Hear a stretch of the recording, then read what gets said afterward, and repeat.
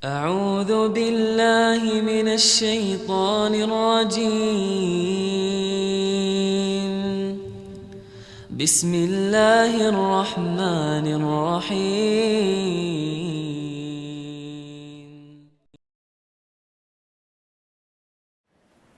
الحمد لله رب العالمين والصلاة والسلام على أشرف الأنبياء والمرسلين نبينا محمد وعلى آله وصحبه ومن تبعهم بإحسان إلى يوم الدين. أما بعد. Hadirin hadirat al-ikhwa wal akhawat rahimani wa rahmakumullah. Kita bersyukur tentunya kepada Allah Azza wa Jal dan kita bertahmid kepadanya atas nikmat yang diberikan kepada kita semua pada hari ini, pada saat ini kita masih diberikan kesempatan, diberikan taufiknya untuk kita berkumpul di acara tahunan kita, dan selanjutnya juga kita berterima kasih kepada Markaz Abdullah bin Zaid Fanar yang telah memberikan kita kesempatan yang cukup berharga ini, dan juga tentunya kita diberikan kepercayaan ya untuk kita laksanakan acara multaqa ini, dan kita berdoa kepada Allah Subhanahu wa taala agar apa yang kita rasakan daripada nikmat-nikmat ini terus kita rasakan, terus diberikan oleh Allah Subhanahu wa taala dan tidak terputus tentunya. Dan juga kita berdoa agar Allah Subhanahu wa taala memberikan senantiasa memberikan keamanan, kesejahteraan kepada negara yang tempat kita tinggal sekarang ini, negara Qatar. Dan kita berdoa juga kepada Allah Subhanahu wa taala semoga Amir Qatar Syekh Tamim hafizahullah taala tetap diberikan taufik oleh Allah Subhanahu wa taala, dan juga kepada pemimpin negeri kaum muslimin lainnya. Hadirin hadirat rahmani wa rahmakumullah. Sedikit kita mengisi waktu karena tadi disebutkan ada rangkaian acara dan tadi sudah dibuka lantunan ayat yang cukup indah dari salah satu ananda kita, barakallahu fi. Dan selanjutnya acara ini dan seterusnya nanti ada acara kuis tentunya. Jadi sebagaimana halnya yang kita tahu, tema dari acara atau isi acara dalam rangka nasihat menasihati ini adalah nikmat bertemu dengan Ramadan. Ini tentu tema yang cukup kita fahami bersama, namun dituntut untuk kita semua adalah muhasabah diri. Kita dituntut masing-masing pribadi, baik laki-laki maupun wanita, bapak-bapak, ibu-ibu, untuk muhasabah diri. Karena yang namanya teori, yang namanya kalimat itu kan sangat ringan untuk diucapkan. Tapi yang berat itu adalah actionnya, amalnya. Ya tentu prosesnya adalah muhasabah. Jadi Ramadan yang kita dapatkan sekarang, yang kita bertemu dengannya sekarang, ini tentu tidak diragukan lagi merupakan nikmat yang terbesar yang kita diberikan oleh Allah Subhanahu wa taala, namun tentunya jika diisi dengan maksimal. Tapi kalau hanya bertemu saja, ya tentu ini tidak menjadi nikmat dan justru bahkan akan menjadi nikmah, akan menjadi azab tentunya. Oleh sebab itulah nikmat bertemu dengan Ramadan ini harus dilengkapi, dan sudah ada di posternya itu adalah lengkapannya, ya tentu dengan cara memaksimalkan yang tadi kita sebutkan dengan amal ibadah dan seterusnya. Jadi nikmat seorang berjumpa dengan Ramadan ya tentu tidak tertandingi dengan nikmat-nikmat yang lain, karena nikmat kita bertemu dengan Ramadan di situ ada kesempatan yang luar biasa tentunya untuk kita mengambil bekal sebanyak-banyaknya di dunia ini. Untuk selanjutnya kita harapkan dengan bekal tersebut kita mendapatkan rahmat Allah Subhanahu wa taala. Ramadan itu sendiri, ayolah ikhwatal akhwat semuanya, ini kan bagian daripada waktu. Ramadan, kemudian juga waktu-waktu yang lain itu banyak digunakan oleh Allah Subhanahu wa taala sebagai sumpahnya di dalam Al-Qur'anul Karim. Wal fajr, wad duha, walayalin ashar, wal asri. Nah, itu kita sering membacanya dan itu menunjukkan, kata para ulama, menunjukkan bahwasanya waktu ini sangat-sangatlah penting.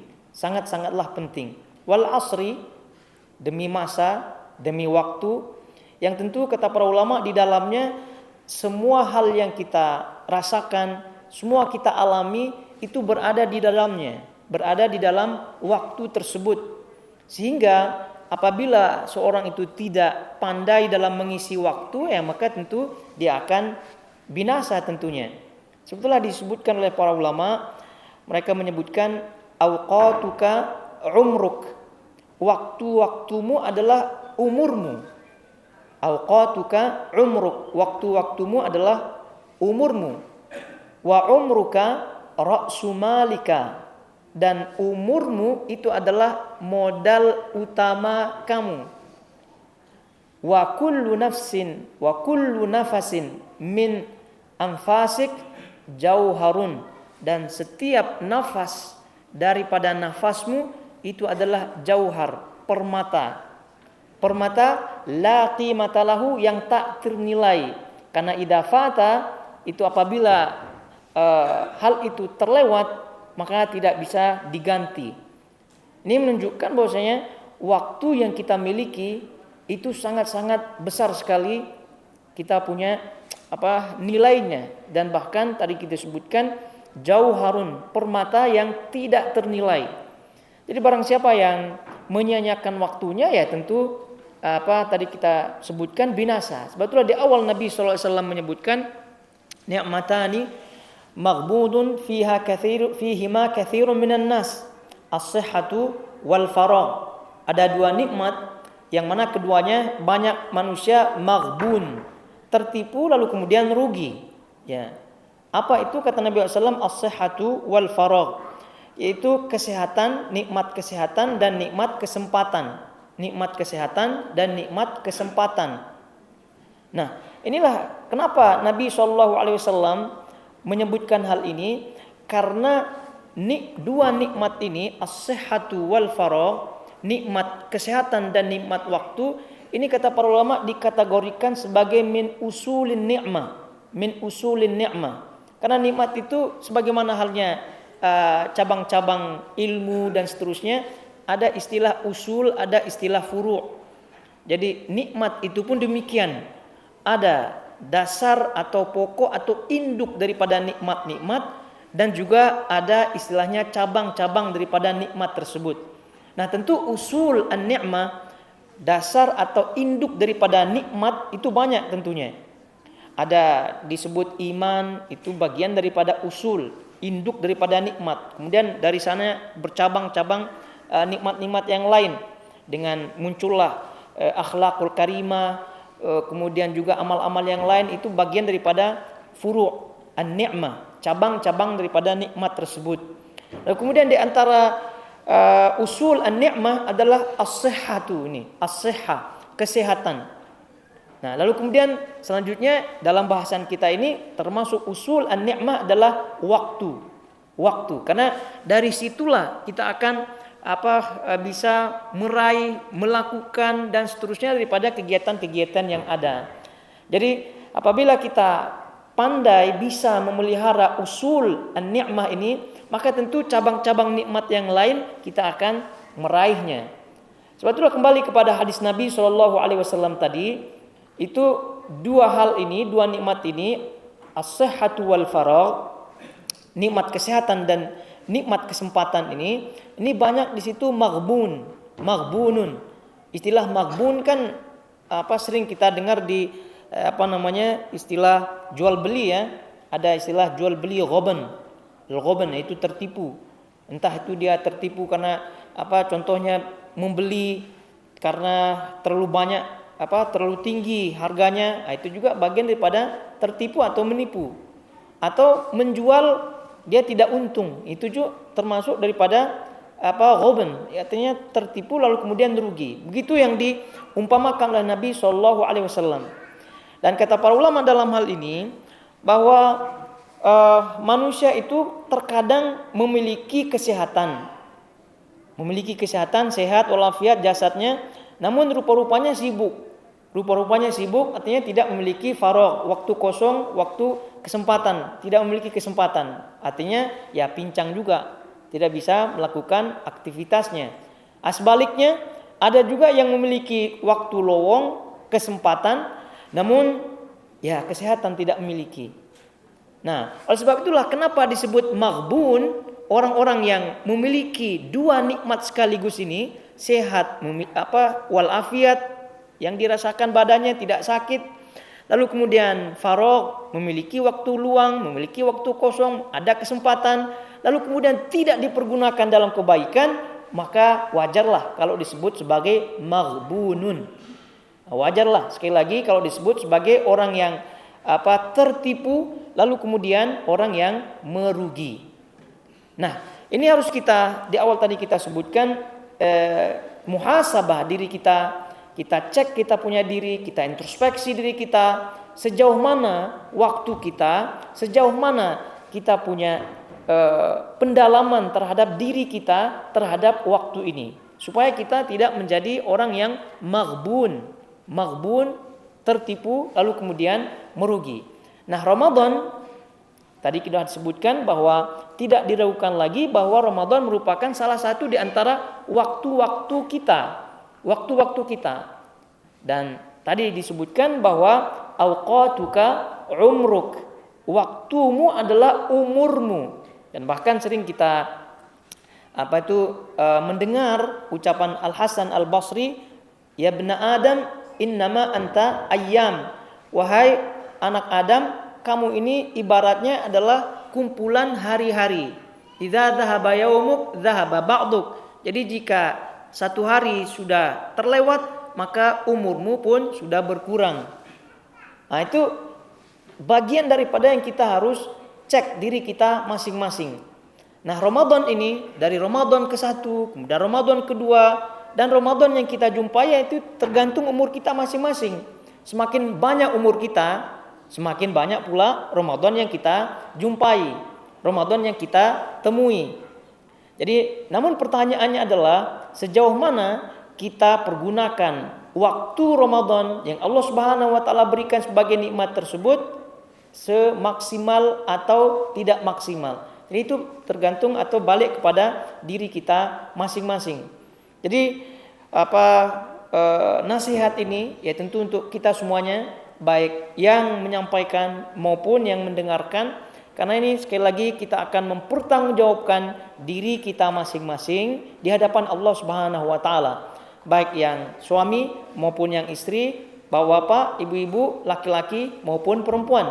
Jadi masing-masing kita akan mempertanggungjawabkan kita punya amalan. Sehingga cara kita adalah mentadabburi, kemudian muhasabah diri supaya benar-benar kita menginvestasikan kita punya waktu dengan sebaik-baiknya. Nah, ayolah akhwatul akhwat, hadirin jamaah semua yang dirahmati Allah Azza wa Jalla, di depan kita tentu masih ada kesempatan untuk kita perbaiki, kita punya waktu-waktu untuk kita tingkatkan kualitas kita punya waktu, ya. Karena kita akan sebentar lagi kita akan masuk di 10 terakhir bulan suci Ramadan. Jadi kalau ada di antara kita yang amalannya kira-kira setelah dicek oleh pribadinya masing-masing itu rupa-rupanya agak kurang gitu kan, Al-Quran belum dikhatamkan sampai hari ini. Nah, itu kalau ada yang belum menghatamkan Al-Quran sampai hari ini, ya berarti ya itu kira-kira ya kalau dalam perlombaan lari itu masih jauh lah dia. Sebab itulah masih ada waktu untuk mengejar, silahkan. Nah, jadi kata para ulama yang menjadi ukuran adalah kamal an-nihayah. Al-i'tibar itu li kamal an-nihayah walaysa an-naqsi walaysa li naqsi al-bidayah.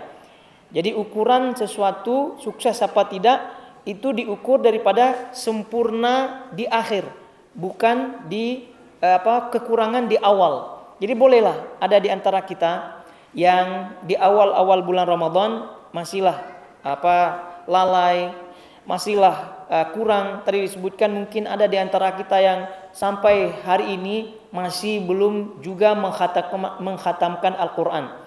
Tapi sekali lagi masih ada 10 hari ke depan, maka itu betul-betul dijaga baik-baik waktu tadi kita sebutkan sebagai kita punya modal utama, dan apabila waktu kita hilang maka tidak akan kembali lagi.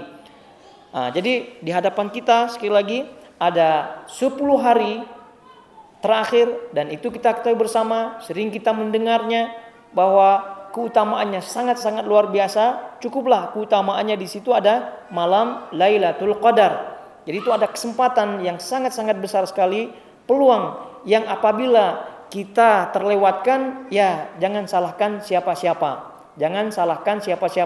Sehingga tidak heran Nabi SAW mengaminkan doa Jibril alaihi salatu wassalam. Ketika hadis yang masyhur ya, kita pernah mendengarnya, ketika Nabi SAW naik mimbar 3 kali, kemudian Jibril berdoa di masing-masing mimbar tersebut atau kaki mimbar tersebut. Ya, salah satu doanya adalah Roghima anfu imri'in. Jadi sangat-sangat celaka bagi orang yang masuk bulan Ramadan, berjumpa dengan bulan Ramadan, namun keluar dari Ramadan tapi dosanya tidak diampuni oleh Allah Subhanahu wa taala. Dan ini sangat-sangat masuk akal sekali doa daripada Jibril alaihi salatu wassalam. Kurang apa Allah Subhanahu wa taala rahmatnya, kasih sayangnya terhadap manusia, terhadap kaum muslimin, itu kurang apa? Ini tidak ada kekurangannya. Justru malah berlebih nikmat karunia dari Allah Subhanahu wa taala. Namun ya lagi-lagi manusianya itu yang sendiri yang salah, tidak mempergunakan waktu, tidak mempergunakan nikmat tersebut dengan sebaik-baiknya. Jadi sekali lagi kita ingat doa tersebut jangan sampai menuju kita, jangan sampai tertuju kepada kita. Aminnya Nabi SAW terhadap doa Jibril alaihi salatu wassalam itu jangan sampai tertuju kepada diri pribadi kita. Naudzubillah min dzalik. Karena betapa besar nikmat Allah Subhanahu wa taala ini, tahu-tahunya kita termasuk orang yang celaka. Naudzubillah min dzalik. Oleh sebab itulah tadi di awal kita sebutkan ucapan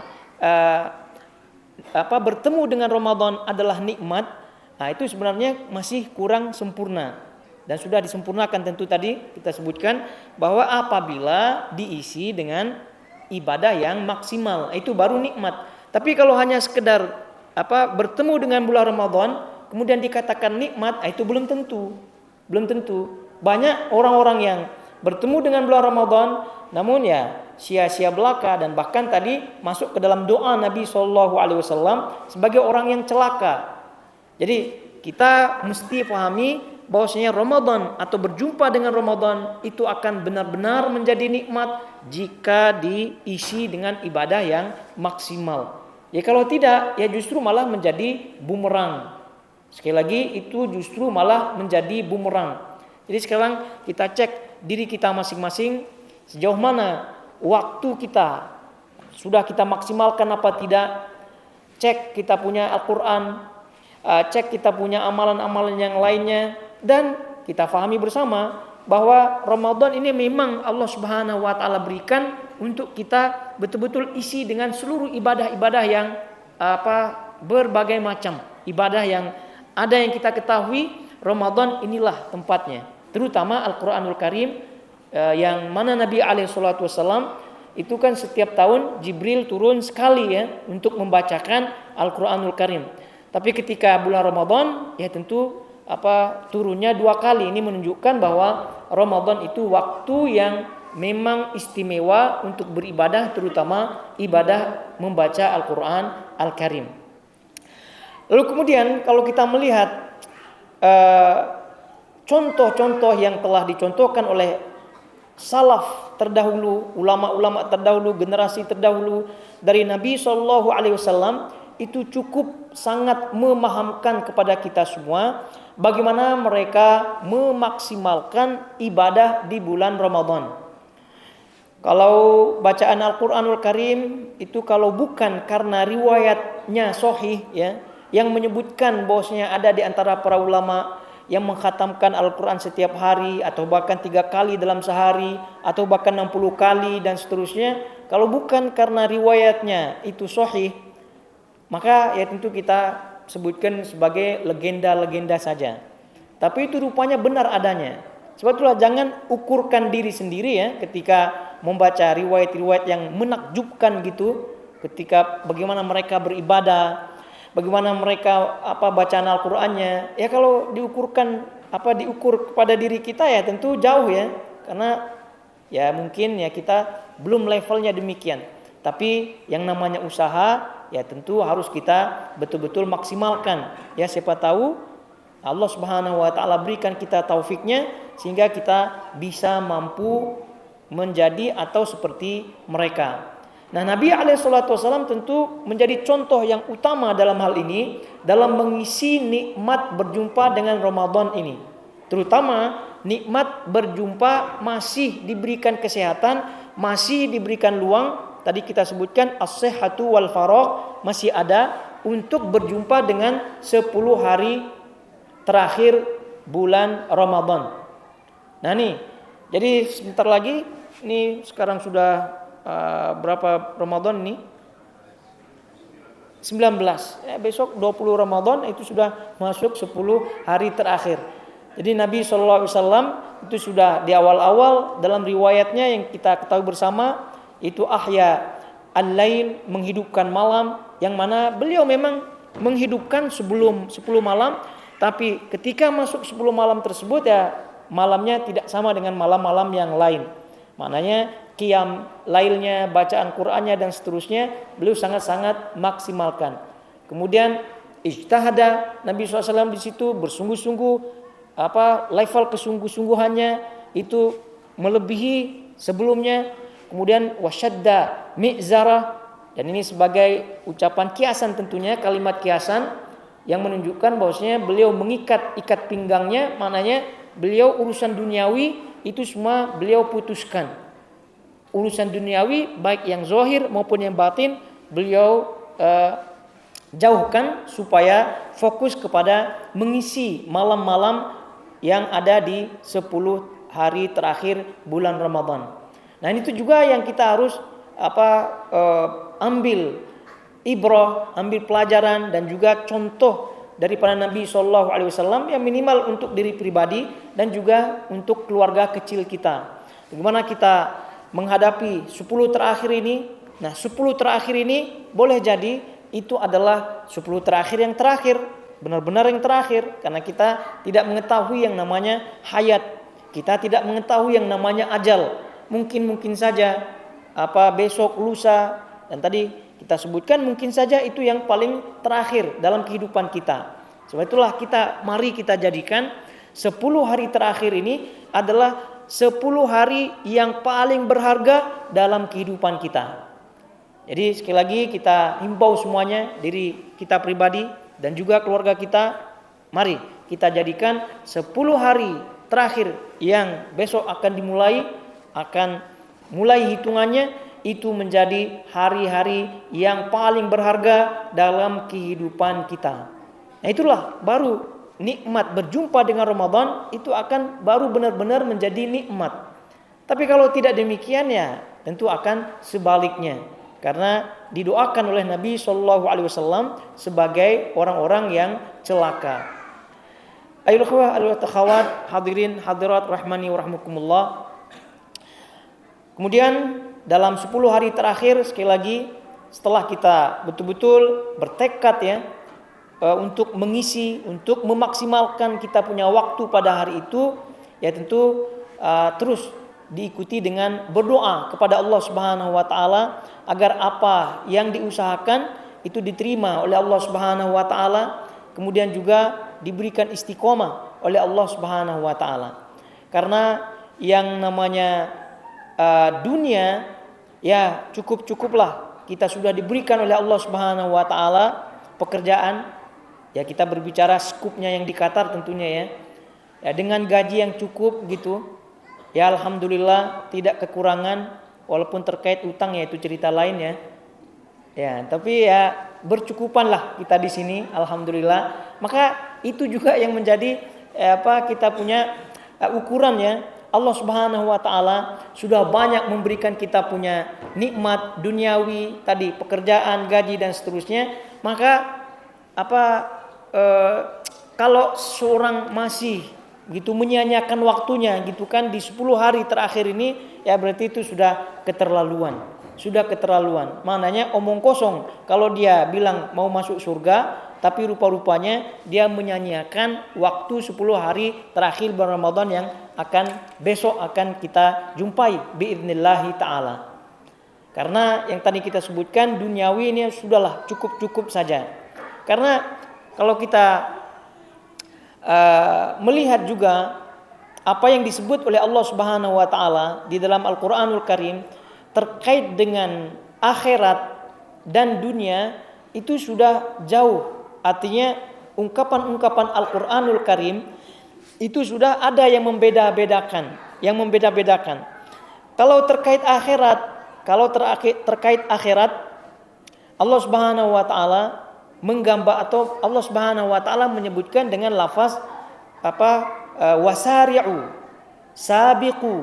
wasari'u ila maghfiratin min rabbikum wa jannatin 'arduha as-samawati wal ardu 'iddat lil muttaqin. Wasari'u, bersegeralah menuju maghfirah Allah Subhanahu wa taala. Ini akhirat pakai kalimat segera.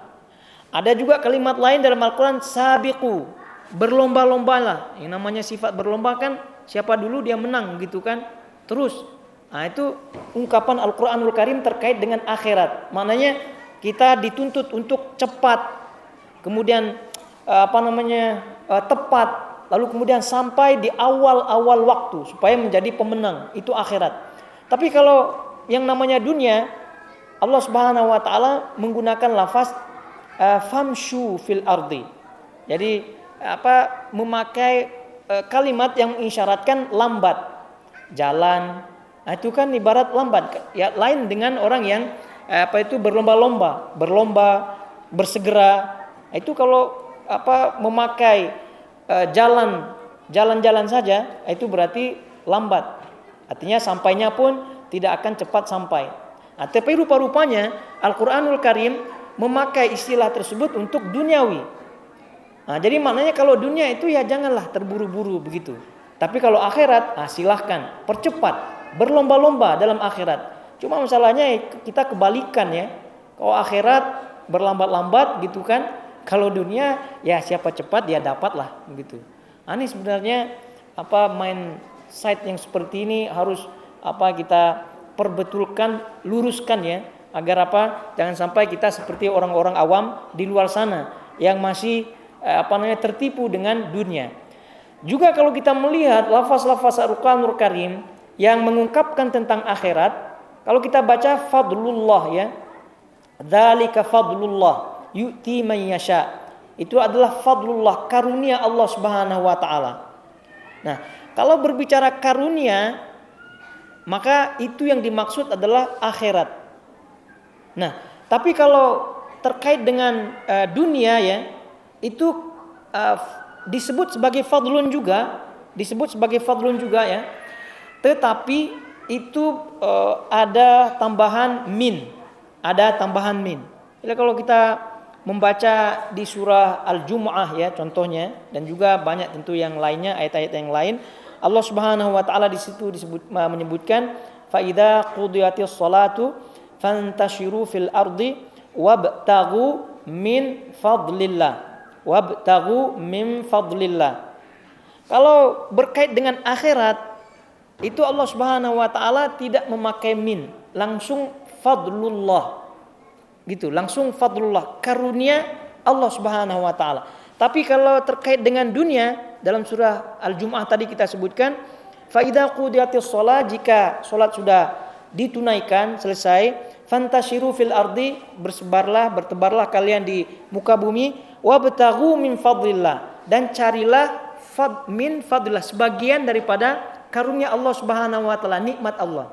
Nah, bayangkan kalau dunia Allah Subhanahu wa taala sebutkan min fadlillah, ada minnya. Min ini apa yang sudah belajar bahasa Arab itu kan diistilahkan sebagai at-tab'idiyah.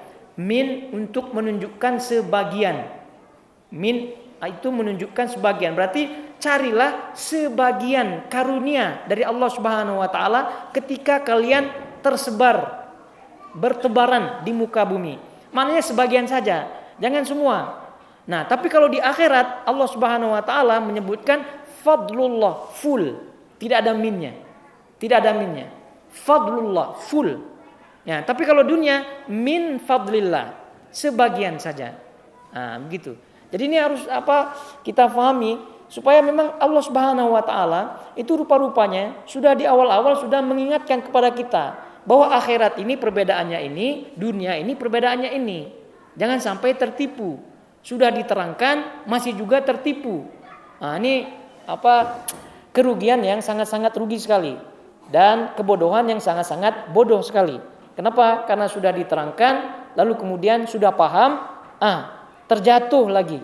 Nah, itu yang kita tidak inginkan, dan kita berdoa kepada Allah Subhanahu wa taala agar Allah Subhanahu wa taala menyelamatkan kita dari segala hal-hal yang menggelincirkan kita punya kehidupan, dan kita bermohon kepada Allah Subhanahu wa taala agar memberikan kita taufiknya untuk bisa mengisi waktu-waktu kita, kemudian juga untuk bersyukur kepada Allah Subhanahu wa taala atas nikmat-nikmatnya. Hadirin hadirat jamaah semua yang dirahmati Allah Azza wa Jalla, melihat waktu ya. Jadi kita sepertinya cukupkan nasihat ini, karena kalau banyak nasihat itu susah menghafalnya. Ya. Jadi malah tidak ada yang menyantol. Itu yang kita tidak inginkan. Sedikit tapi harapannya hafalannya kuat, itu lebih kita harapkan daripada banyak tapi murojaahnya capek. Gitu. Jadi semoga apa yang tadi disampaikan itu bermanfaat untuk diri penyampai dan juga yang mendengarkannya, dan sekali lagi semoga Allah Subhanahu wa taala memberikan kita taufiknya untuk kita istiqomah di atas jalannya.